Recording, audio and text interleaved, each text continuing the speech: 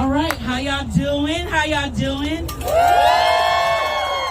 Let me first start by saying that it is an honor and privilege to be here. I was a little discouraged after the latest election results, and to see all of you here gathered together gives me hope that there is still human decency in this world. So I am excited and privileged to be able to speak for you today. I am a poet and spoken word artist. I feel that my gift was a gift from God, and I have chosen to use my activism, my voice, in a way through spoken word. I think a lot of times the reason why they try and suppress us because they know the power that we have if we stand together. If we use our voice, if we're unapologetically who we are. So this is my way of sharing that. And I'm just, thank you all so much for being here. Thank you for just being decent human beings. Thank you so much. The first piece that I like to do, as a poet, the way that I get my feelings out is through poetry. So after the election results, with it being the first woman of color that was nominated for the highest position in the land, obviously I was excited. I was overjoyed at that potential. And so I was, needless to say, disappointed when it didn't go the way that I would have liked it to go. So this piece was in direct relation to that, and it's called Unyielding Flame. To walk this road a black woman stride, head high while shadows loom, is to carry the weight of 1,000 stories etched into every step, every breath. A gaze that shifts, a voice silence. They teach you early that your presence is a question, a challenge, a defiance in a land that reads your power as threat. They praise the patience, the way we bend, but never our unbreakable core. The quiet fury that refuses to be rewritten. I watch hands build walls of words, actions that slice at the fabric of our shared humanity. I have seen hearts so armored they forget their pulse, eyes that flicker away from truth, yet here I am. Here you are. Soft in a world demanding still, gentle where cruelty reigns, seeking to find light in rooms made dark by indifference. I cling to my humanity, even when they spit venom and call it logic. I carry empathy in my palms and offer it trembling, though they slap it aside. For it is not weakness to hold on to love in a world trained to forget its power. It is rebellion. To reach for connection when they would rather divide, to stay open when the wind is cold and sharp. So I move, I love, I live, my joy a manifesto, my tears a testimony to all they refuse to see. I am human. We are all human, wholly, defiantly, and a nation that questions how we could dare to still thrive. Thank you. Thank you.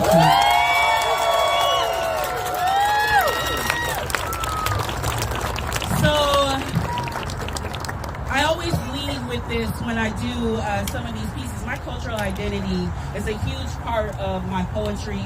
It is my journey. It is how I show up in this world. I can't change being a black woman, nor would I want to. My body image, being a plus size black woman, I'm beautiful no matter what. So when I share these pieces, I want us to realize that even though what I am sharing is from the perspective of a black woman, because that is my lived experience, everything that I say is for all of us. One thing about being in this poetry world, I have realized I have been able to meet so many amazing human beings. And what I've learned is when we start to share our stories, when we talk about things, you realize how much more alike we are than different.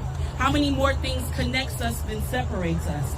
And so this piece, even though it's called Unapologetic Black Woman, we should all walk this world unapologetically, whatever the heck way we want to, because we deserve to be here. We deserve to have a voice. We deserve to be heard. Anything that we feel that we need to express, we deserve to do that. And so that's what I do through my my poetry. I hope this is encouraging for anyone. So, we want to be able to share our voices. And so thank you so much again for allowing me this space to share mine. And like I said, anything that I say, my pieces are directed for all of us. So as my last piece, this one is called Unapologetic Black Woman. I am the storm they never saw coming. A tempest wrapped in melanin and degrees, a mind sharpened by struggle, a voice that bends the air to its will. My very presence disrupts their narratives. My existence a rebellion against their rules. They ask me to fold myself into neat little boxes, to shrink my brilliance to fit their comfort zones. Smile more, they say. Speak less, they plead. But I was not forged in fire to be quenched by their insecurities. I will not make myself small for the fragile, nor trade my crown for change disguised as praise. I walk with ancestors whispering in my ear, baby girl, don't you dare bow your head. Your light is not too bright. They just haven't learned to look at the sun. Each stride I take is a statement, a love letter to the women who fought to exist, to Harriet, to Zora, to Nina, to Maya. I am the dream they dared to dream. I carry their brilliance in my bones, their courage in my blood, their wisdom in my words. I am fluent in the language of resilience, schooled by life and libraries alike.